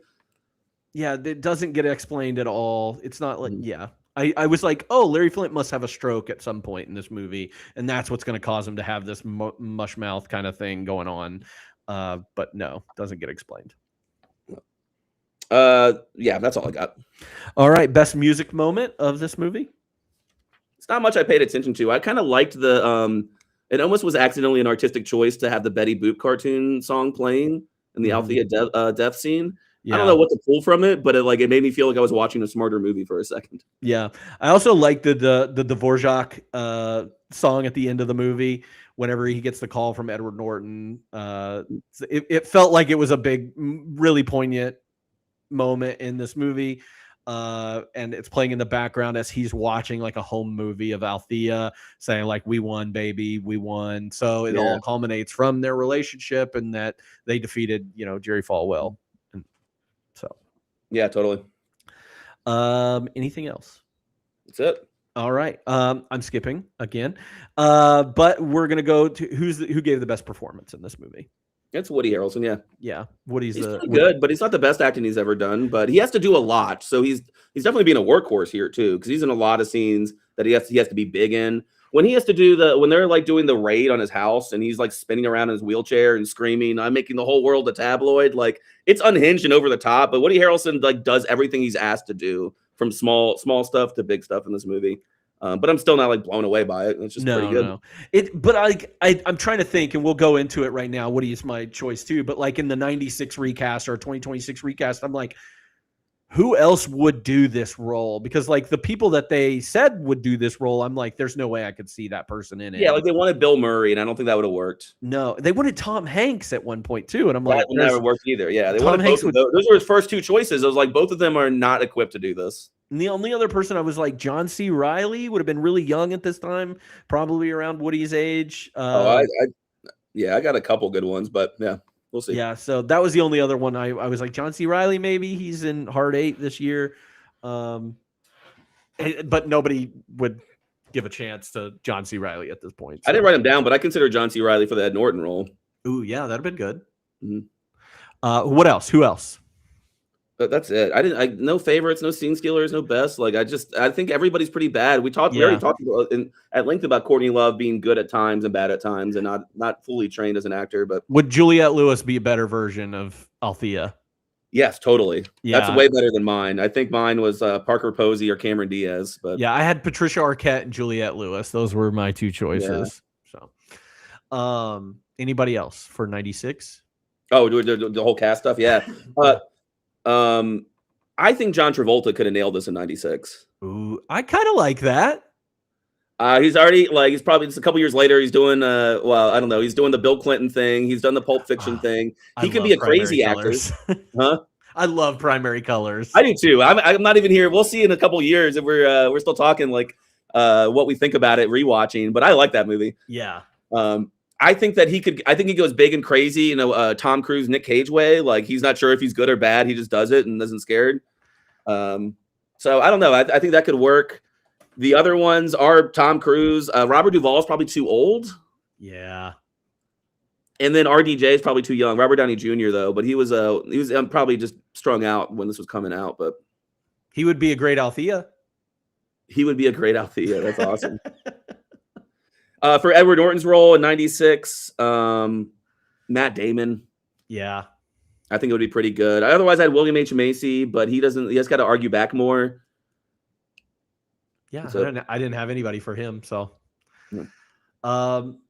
Anybody else? 96. Nope. All right, 2026. Did you have anybody written down there? I said it last time, but I think it really works even better now. Sebastian Stan. Ooh, I am such a big Sebastian Stan. Stan. Yeah. And I'm very excited because I just posted in the Discord about that Palme d'Or winner, Fjord. He's the main Oh, guy is he in it? that. Yeah. Oh, yeah. I mean, between like what was it, A Different Man, A Better Man last year, Different Man. I love and that the movie. Trump stuff, and I've seen his Marvel stuff too. He's got a pretty good range, and he's got like a look that can be found attractive, but is a little doughy, a little more realistic. Mm-hmm. And so like I could see him doing Larry Flynt pretty well. Other than that, like Tom Hardy would be kind of unhinged enough to pull the role off. Yeah, and I mean, I think of what is that movie that he was in? That was like an artistic version. Charles Bronson.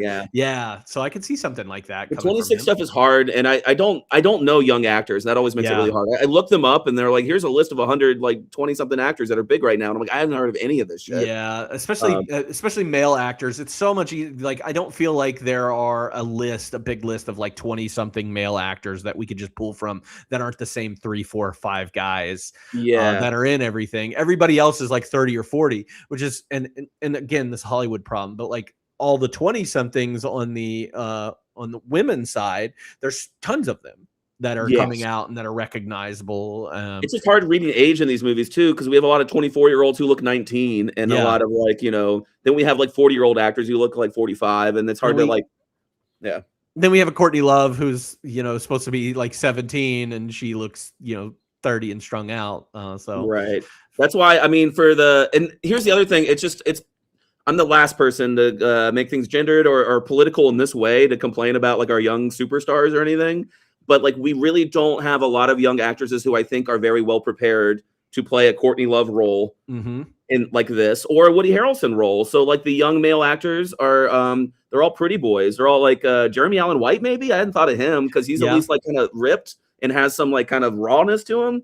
Everybody else feels like very delicate and nice, and then so do the female actors. So for Courtney Love, the only one I could think of was like Florence Pugh because she has she does some stuff with some bite to it. She's kind of like angry and like out there, so she might be able to pull it off. Yeah, I was thinking like Mia Goth. If any of her like X Pearl trilogy that she's in, she kind of goes a little unhinged and she might be a little bit much for this role, which is surprising because Courtney Love goes for it a couple times. Lily Rose Depp, Johnny Depp's daughter, is kind of a similar vibe to her.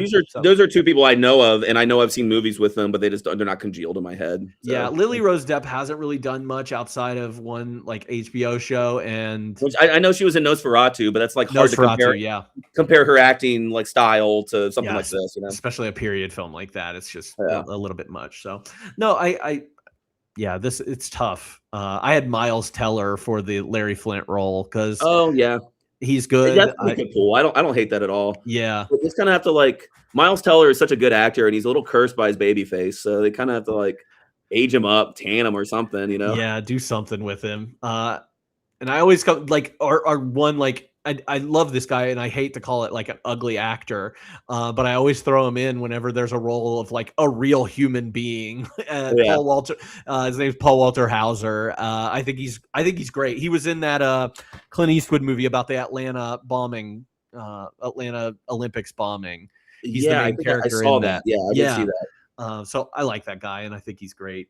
And that's since he might be too old, but Paul Dano, because Larry Flynt, I don't know. I've never seen a picture of him when he was young, but I don't think he was a hottie. No, he wasn't. And I kind of respect the ickiness that we feel as moviegoers.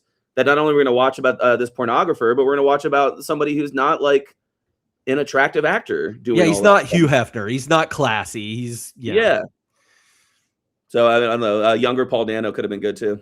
Yeah, I like that.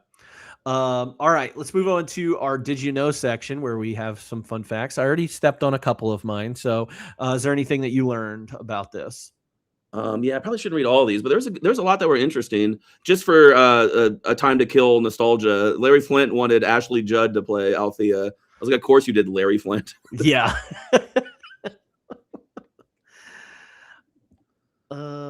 Insurance fees for Courtney Love were so high, the studio would not pay them. So Woody Harrelson, Oliver Stone, Michael Houseman, Milos Forman, and Love paid the fees out of pocket. Just something I knew from being an American history fan. I'm not sure everybody in chat knew the little throwaway thing about Jimmy Carter when he was running for president. Did a Playboy interview to appeal to younger voters, and at some point, like, was asked a question about what Playboy does, and Jimmy Carter's like diplomatic phrasing was like, I sometimes I have lust in my heart, which was just like mocked by people who are actually fucking and can talk about it, and then torn apart by the right for like him doing a Playboy interview to begin with, and then talking about how lusty he is in his heart. Yeah. He really didn't do anything wrong. Jimmy Carter never did anything wrong, but man, did he get beaten up from all directions for doing it. Certainly did. What else do I have? Oh, Courtney Love was arrested several times in Mississippi and Tennessee during filming for her outrageous revealing costumes. She wears a lot of revealing costumes in this movie, if you didn't get a chance to see. Let's see. While filming a particular scene in jail, one of the female officers mistook her for being a criminal on her way in for booking and handcuffed her. So that was interesting. Yeah, none of the parts that take place in Cincinnati or Kentucky or any of those are filmed in any of those places. Oh, yeah, that makes sense. Yeah, because I was like, oh, this is going to be cool. Like, I can be like, yeah, that's where that is. No, none of it was in Cincinnati. No, they all seem like pretty generic shots. Yeah, very generic. Nope. The golden vagina necklace that Woody Harrelson wears is a real piece of jewelry that belonged to Larry Flynt. It's the little things. That's like the Jesus H. Christ publisher thing. It's like just tiny things in this movie. Yeah, there are some good little details. Did I see that? Yeah. That closing argument that we liked a lot, I don't know that we mentioned, is actually taken verbatim from the real closing arguments. I'd be curious if there's like a recording of that or not. Totally. I think SCOTUS stuff is like very deeply on the internet. Yeah. SCOTUS blog is a really good resource for what's going on in the Supreme Court now. I bet they have a Lawfare. I think SCOTUS might be part of Lawfare, but Lawfare blog too has just got tons and tons of resources and old stuff. So it would be interesting to go and find the actual closing arguments and see what they used and didn't use. Because there is something about Edward Norton, like we said, that's probably his best part in this movie. Like just his delivery. Like he even stumbles over a line at one point, and has to repeat it. Well, the scene feels weird. It feels out of place in this movie. Yeah, because it's so casual and real, but it's still very compelling. Yeah. So. The only other one I have here is that because even though this was an Oscar-nominated movie, Larry Flynt did not get an invitation to the Academy Awards, so Woody had to bring him as his +1, which I'm sure they were thrilled about. Yeah. It's crazy they wouldn't invite him. I don't know what like Hollywood so weird was. Yeah. I wonder what Hugh Hefner probably was like, don't let him come. It's more likely that than they were objecting to him, especially in '96 when all his controversies were kind of past. Yeah, that's weird. Go ahead. Oh, I'm done. I don't have any more. Let's see. Oh, that line from the Larry, the convention speech, if you believe anything you can do with your body is wrong, it's the fault of the manufacturer, was originally a famous gag line used by Lenny Bruce. Oh. Who Lenny Bruce was a real hero, genius, who also went to jail frequently, like by flouting laws when he was told not to perform jokes, like because they were immoral. He would just do them anyways and go to jail every time. Yeah, there's a movie about him. I put it in one of my movie pairings called Lenny, and then also Marvelous Miss Maisel in like the first season has a lot of Lenny Bruce stuff. So man, that show started good. Yeah, it did. Two quick ones. When the magazine offers $1 million reward for JFK's killer being brought to justice, I don't know. I didn't get to dig into more of this, but apparently one of the many JFK killer conspiracy theories includes Charles Harrison, Woody Harrelson's father, that he's long been suspected to have been involved in the assassination. I don't know any more than that. Yeah, that stuff is interesting because then you get into the whole, is Woody Harrelson related to Matthew McConaughey stuff? And oh yeah, that's right. That they're supposedly maybe cousins or something. Yeah, it's crazy. Brothers. They might be brothers because his mom had sex with somebody. I don't know. It's crazy. Yeah, it's fascinating stuff. And the last one I have at the beginning, when Woody Harrelson's saying goodbye to a lot of girls, he apparently ad-libbed a line to one of them and says, "Alanis, I'll be along in an hour and I'll bring the ping pong balls." According to the actor's commentary, he had spent the night before that shot playing ping pong with Alanis Morissette, who was a hardcore ping pong player. After the film was released in theaters, he didn't see her until a few months later, but she mentioned that she thought it was very funny. I love that. Yeah. For Woody and Alanis Morissette. Yeah, and for ping pong. I love ping pong. Yeah. So that makes them both cooler to me. Yeah, I did not think that was the reference at all. Well, it's a funny, because you're supposed to like think of like Full Metal Jacket, like we're doing like vagina tricks with ping pong balls, but the thing he's actually pulling from is just playing ping pong. All right, like a fine wine and a dish. If you could pair this movie with another movie for a double feature, what would you choose? So the obvious choice, I think, is like Boogie Nights. Yeah. I think I've probably been on the record with my hot take that I don't care for Boogie Nights as much, and it's also why I don't care for the beginning of this, because I think a lot of movies are about wish fulfillment like this. I wish I was in the 70s, like being a porn. This is so much fun and doing all those drugs and fucking all that much, and this sounds cool and nostalgic, and I like that. I guess I'd probably enjoy that too, but I think it makes for a boring movie. So a lot of the when movies, Scarface is one I always throw in there. Like with the parts of Scarface that are deeper, I like a lot, but the parts that are just like turn into like just power porn, I guess, is annoying to me.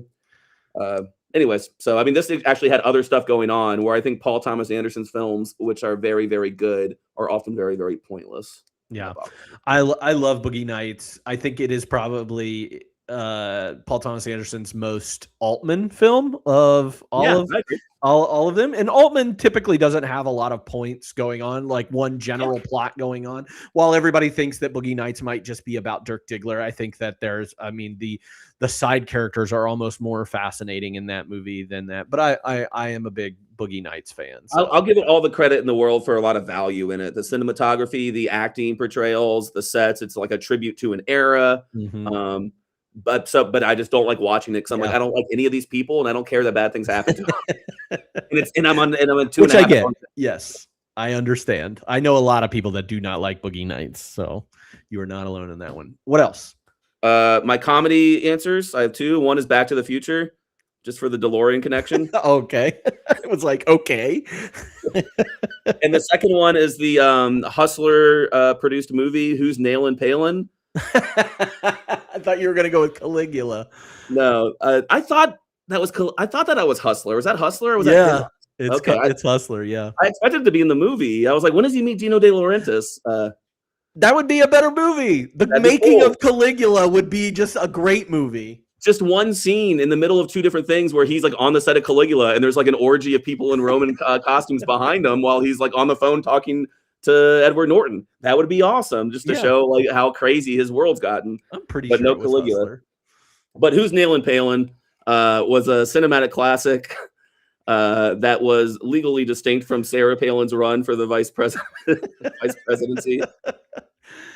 Who's Nailin' That's going to be a 1-2 thing. And I didn't have this written down until you brought up Jerry Springer. I think there's a Jerry movie I haven't seen, but this is a perfect pair with Private Parts about Howard Stern. I knew there was a movie very similar to this that I could not think of it, and I'm glad you did that. Okay, I was wrong. It's not Hustler. It was Penthouse magazine. It was Penthouse. I think I remembered that when I was like waiting for it to happen. I think Penthouse made Caligula. Man, bummer. No, I love that Private Parts pairing, and I like Private Parts a lot. I do too, but I also feel is Courtney Love in that movie too? I think she might be actually.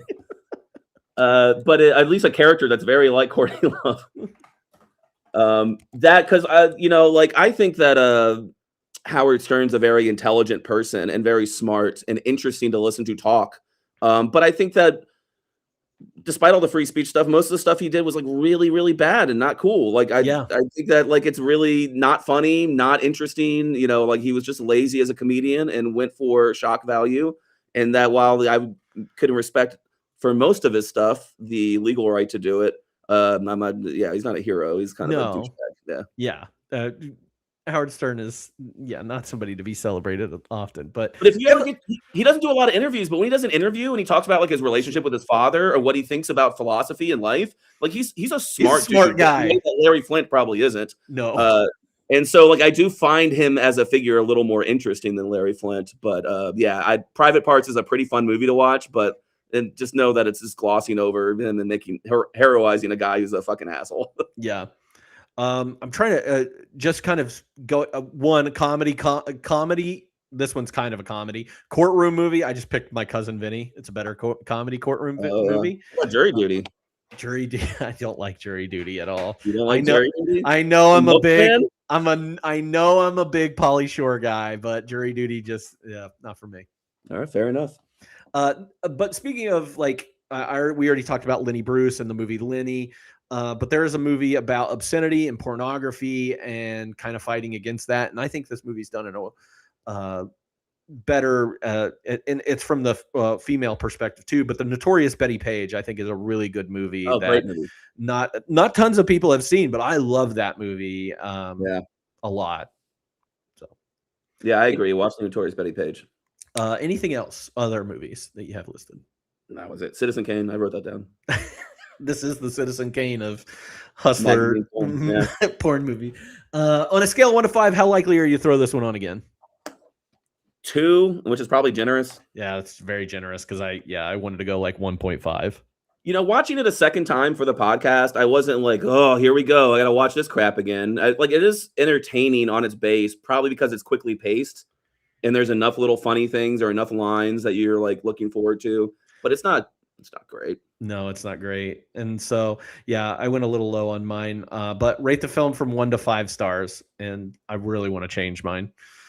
I'm always trying to change mine to the last second, half a point.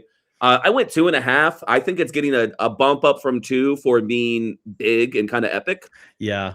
Having a lot involved is kind of like, it doesn't make a movie better. And that's not to say the small movies can't be that. I mean, they can get credit too, but it is like, it is a really hard swing at the fence to make like a big biopic movie. So I think that takes it from 2 to 2.5. Yeah, I think I want this movie to. I think I overall I gave it a 2, or I want to give it a 2.5. I gave it a 3, and I gave it a 3 because I was like, I feel like I missed something, and I need to like give it another chance. You ever do that whenever you're like, yeah, I missed something, so this movie's more important. I got to give it a better grade or a better rating than what I'm giving it. So that's kind of what I did there. But yeah, I think this is a 2.5 movie. Totally. Well, thank you, Ryan, for doing this and hanging out and talking movies again. Before we wrap up, have you watched anything that you would recommend to people? I went on a little bit of a Cody recommendation kick there. I kept watching Ingmar Bergman stuff like we talked about last week. There's only 3 of his 48 directed movies that I haven't seen that I'm working on for the film club. That's so that was good. Yeah, I watched a lot really fast. Too much. Too fast. I was going to try to watch. I just started Ghost of Mississippi. I won't be able to be in chat for the next couple Sundays because of trips, but I wanted to get ahead and watching them. But before that, I watched Mississippi Burning, After a Time to Kill. All 3 of these are white savior movies about, civil rights violence done in Mississippi. So I was getting that trilogy going. But on your recommendation, I watched Falling Down. I'm not sure your recommendation. You mentioned it. Yeah. Can't believe I've never heard of that movie. That movie's insane and offensive and really fun to watch. Yeah, it's a lot of fun. Yeah, but like Michael Douglas is incredible. Yeah, he really is. But it's rough. Like it's reading some of the go on Wikipedia and like read some of the like there's a lot on there about the back and forth of this is garbage and offensive or no, trust me, it's deeper than that. Definitely in the collection of I'm a white guy who's had it up to here, and I'm going to take it out on every homeless person and Korean grocer I can find. And like, what's special about that movie too is when it was filmed, the LA riots are happening as they're filming this movie. It's crazy, but I mean, an extremely unique and interesting film that I just didn't know existed at all. I watched Michael Clayton on your recommendation. Michael Clayton. Wonderful movie. Very smart, very restrained. Like it keeps itself from going so many points in that movie where it can get silly and dumb or over the top, and it holds itself back. Very impressed. I think it's the perfect Clooney movie too for him. Yeah, like, just his acting ability. Yeah, I think it's so good. And then I watched a little movie. What's Sorry. Tilda Swinton's great. Tilda Yeah. Swinton's so good in that movie. I mean, she's a treasure. And then on your recommendation, I watched a little movie called Tiptoes. Did you watch the director's cut? It is not released. I found some Reddit posts that said maybe it'll be released soon because apparently there was a Tiptoes podcast at some point, but that was 3 years old. I did see something where it was the director's cut was given to Gary Oldman like 20 years later. And so there's still hope that it will be released, but it's considered a lost film at the moment. So I watched the 90-minute movie called Tiptoes. There's some great like podcasts out there where somebody brings it up to Matthew McConaughey and he just starts dying laughing the minute it gets mentioned. The movie doesn't make any sense. The ending is crazy. I love the ending. Yeah, there's bad acting in it. There's a lot of nonsense. There's Gary Oldman on his knees. There's if you actually Google it, there's a 50-second clip from I don't know who it is because they're all famous little people celebrities. I recognize the guy talking, but I don't know who he is actually. It might be who's the Jackass guy? Is that Wee Man? Wee Man, yeah. It might be him talking, but anyways, there's just like a 50-second clip of him explaining to it's a podcast with him and two other dwarfs or little people on the show, and him describing Tiptoes to them, trashing Dinklage too. It's great. It might be Brad Williams, comedian, but yeah, yes. Dinklage is in this. I feel like little people hate Peter Dinklage. Yeah. Well, because I also saw multiple things where he was like, I defended, because when this movie came out, people were mad at Gary Oldman in the movie. And he, at the time, he defended it. And then later was like, well, I complained about that casting, but Gary Oldman's a good guy. And, I did my job anyway or something. And I don't want to hate Peter Dinklage, but I do think that he kind of pops off at certain points and then isn't consistent maybe with his popping off. Yeah. And that if you're in that world, which I'm not and have no right to speak on, that I think that seems to upset people. And because it's so hard to be as successful as him, to be the one person that is successful, that's a hard ask to be a model citizen of a minority community without being like the target of here's the mistakes you're making and we all hate your guts for getting the one golden ticket. Yeah, it's if you want to read more about how much they hate Peter Dinklage, the recent Snow White and the Seven Dwarfs came out, and Peter Dinklage was like, "Oh, I'm tired of us being portrayed as these magical creatures," and they were like, "Oh, Disney's like, okay, we're just going to cast a very diverse cast of these dwarves, but they're going to be, regular sized people and different, like there's going to be a woman in there and then we're going to have a dwarf and like everything." And then the dwarf community, the little people community came after him. They're like, those are our roles, man. Yeah. You're taking 7 roles away from us in a big budget movie. A big budget movie. Like, come on. Yeah, truly. It's difficult. And I mean, I love seeing, and I'll give Peter Dinklage this is not until him was it as popular to see a little person cast as a role without anybody ever mentioning that they're a little person. Right. I saw something with him in it like this past year. I'm not gonna remember what it is now, where they went the whole movie without mentioning it, and then one person mentions it once, and I'm like, why? Why? It's not part of the plot. You made an hour and 15 minutes in without mentioning that he's a little person, and then somebody had to say one thing. Yeah. It wasn't even like that mean. It wasn't interesting. It just mentions it. I didn't like it. And that movie was Elf. Anyway, Tiptoes, anything else? That's it. I haven't watched a lot. This was a busy week for whatever reason, but I only got the chance to watch a new movie. I think it came out this year, 2026. It stars Steve Zahn and his daughter, a very quiet, like small independent film called She Dances. It's with him starring with his real life daughter, deals with grief and the loss of a son and a loss of a brother in this, and a dad, kind of coming to terms with that with his daughter, going and watching her dance and go to these dance competitions. It's very sweet. And his daughter is really good in that movie, and I'm eager to see her in other movies. So it's called She Dances. I remember seeing the trailer for that and being like, I can't wait. That's going to be good. What was it called again? She Dances. She Dances. Yeah. Terrible poster. The poster looks terrible. It makes it seem like it's going to be a funnier movie or a more teen movie, but it is not. but it's not. It's very heartwarming. It's not as serious. There aren't these like big blow up moments and stuff that you would think from a hard drama. Ethan Hawke's in there too randomly, and yeah, it's good. Solid like 3-star movie, I would say. If you want to keep that conversation going, tell us about what you're watching. You can do so by joining our Discord. You can follow us on Instagram and find out when we're going to be doing these, or you can check out the letterbox to see what I've been watching lately, and maybe you can find some of my friends on there as well. Next week is going to be our last week of our theme called I'll See You in Court, where every movie we're talking about is a different courtroom movie. And we are going to be talking about Rob Reiner's Ghosts of Mississippi, which I did not realize it was a Rob Reiner film for the longest time. This is the beginning of the end for Reiner, I think, for making great. I think he's got like, between you and me, we've talked about North. I mean, yeah, we love North. Like 5 bangers in a row, and then it starts to go downhill here. Yeah, so Ghosts of Mississippi, we'll be watching that next Sunday at 5 p.m. But for everybody else, thank you so much for tuning in. We'll see you next time on 52/1996. Be nice to women, even in print, even in pictures, even in text, even in print. Be nice to women in all the ways that you ever communicate with people. Please. And also, this movie is mean to trans people. Be nice to trans people. Yeah, there's one moment I was like, we didn't need that. We didn't need that at all. That was weird. Okay. Bye, everybody.